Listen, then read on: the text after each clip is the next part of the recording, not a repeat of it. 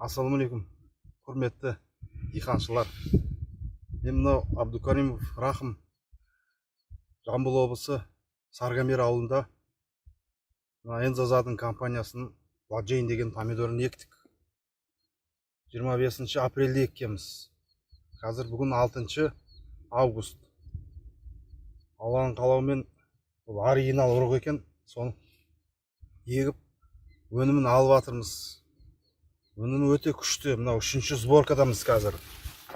Каждый 180 грамм, 200 граммға тартады. Мынаны көріңіздер, мына помидор. Қандай помидор, әдемі. Каждый кустан где-то 15-20 килограммға дейін урожай беріп отыр ғой. 3-ші сборка бұл. Сол мынау қазір осы жерден шыққан осы помидорлар мына. 150 грамм, 180 грамм, 200 граммға барады.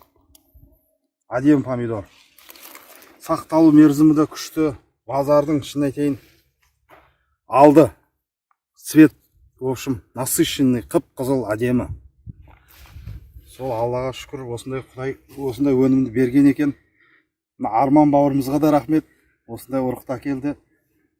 Сол мына осы өнім осы жақсы болып тұр, өте керемет.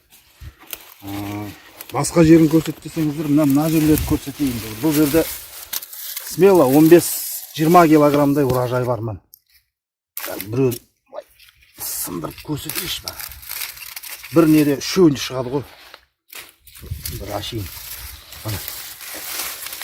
Мына помидор деген үзіліп қалып ғой ашайын. Салмағы ауырлықтан. Тағы да көрсетейін. Помидорлар. Өте әдемі. Керемет. Сол барлықтарың Ладжейн алып егіңдер. Міне каждый куста 180-200 граммның помидорлары тұр. Көре беріңіздер. Жақсы помидор негізі. Сол барлықтарың Алла разы болсын.